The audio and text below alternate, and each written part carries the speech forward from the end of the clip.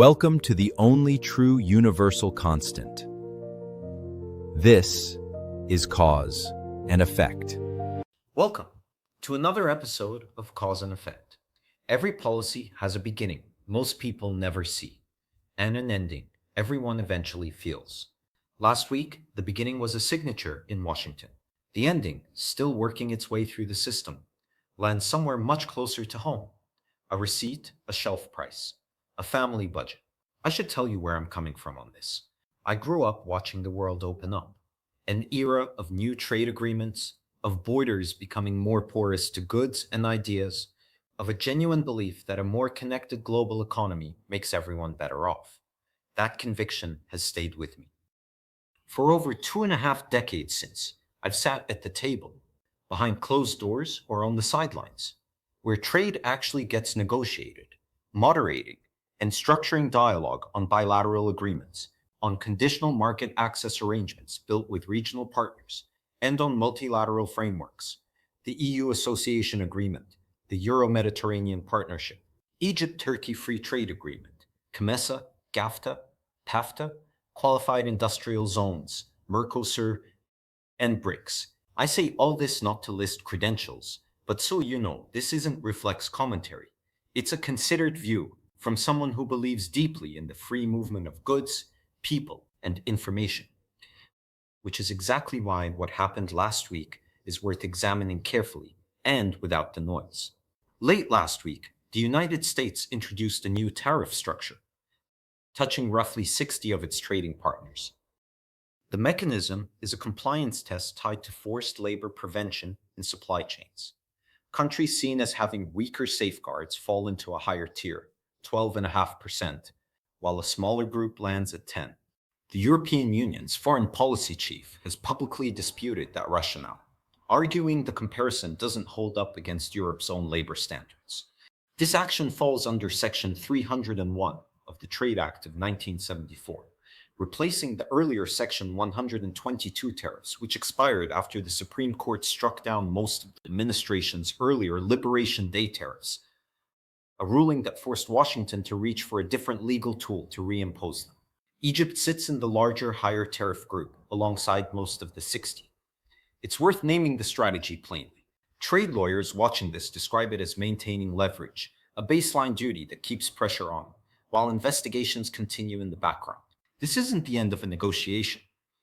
It's a position taken mid-negotiation, with more still to come. Here's what tends to get lost in coverage of tariffs. The country named in the headline is rarely the one writing the check. A tariff is collected at the US border from the American importer bringing the goods in, and in almost every case, that cost finds its way onto a shelf, price paid by an American consumer. But the effect doesn't stop there. For Egypt, this tariff lands squarely on the sector that carries the bilateral relationship. Textiles and apparel make up close to half of everything Egypt sells into the American market. A market access arrangement built decades ago on conditional duty-free terms this week may become a flat 12.5%, and the timing is almost ironic. This is a sector that had been growing, not struggling, right up until the increase landed. Egypt isn't alone in absorbing this. And it isn't even the hardest hit. Some economies sit higher up the scale. What insulates a country in moments like this isn't luck, it's structure.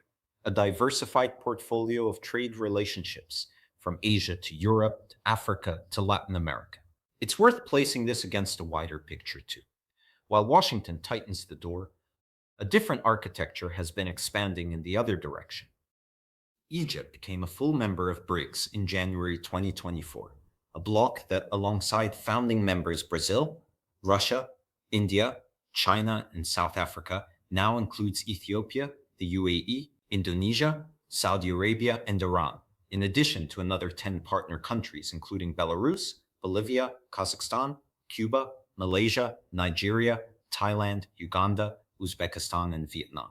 Whatever one makes of any single member, the direction of travel is unmistakable.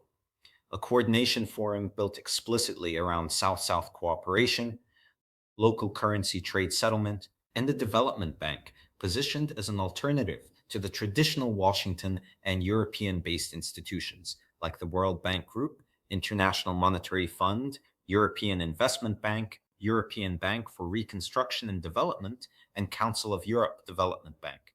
That's the wider cause and effect worth sitting with.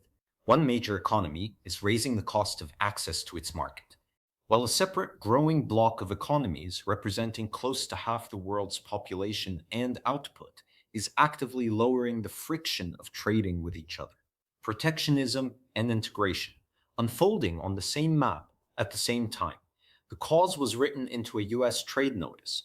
The effect is still being written into invoices, into shelf prices, into next quarter's export numbers. What's certain is only this: one policy just tightened access to one market, while another architecture keeps loosening it elsewhere. That tension is where the real story sits. The cause is written, the effect is still being decided.